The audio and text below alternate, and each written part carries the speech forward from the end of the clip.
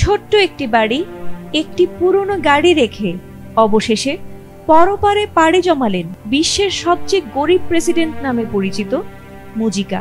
বিশ্বের রাজনৈতিক ইতিহাসে এক অনন্য নাম উরুগুয়ের সাবেক প্রেসিডেন্ট হোসে পেপে মুজিকা। ৮৯ বছর বয়সে মারা গেছেন মানবতাবাদী এই রাজনীতিক। ২০১০ থেকে ১৫ সালে প্রেসিডেন্ট থাকাকালে সাধারণ জীবনযাপনের জন্য মুজিকা পরিচিতি পান বিশ্বের দরিদ্রতম প্রেসিডেন্ট হিসেবে। তিনি বেতনের বেশিরভাগই দান করতেন, স্যান্ডেল পরে সরকারি অনুষ্ঠানে যেতেন এবং একটি ছোট্ট খামারে পুরনো ফোক্সওয়াগন গাড়ি নিয়ে বসবাস করতেন।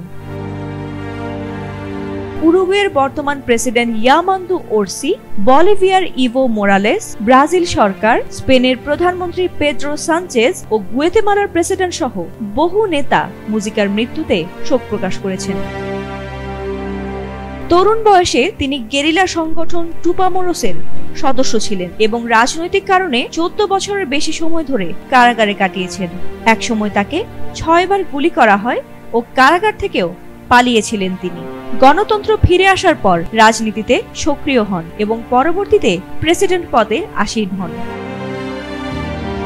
২০২০ সালে রাজনীতি থেকে অবসর নেন মুজিকা, কিন্তু তার ছোট্ট খামার বাড়িটি রয়ে যায় তরুণ রাজনীতিক ও অনুসারীদের জন্য এক প্রেরণা স্থান। তিনি ছিলেন ভোগবাদের কড়া সমালোচক। একবার বলেছিলেন, আমরা আত্মঘাতী সমাজ গড়ে তুলেছি, আমাদের কাজ করার সময় আছে কিন্তু বাঁচার সময় নেই। ২০২৪ সালের মে মাসে তার ক্যান্সার ধরা পড়ে।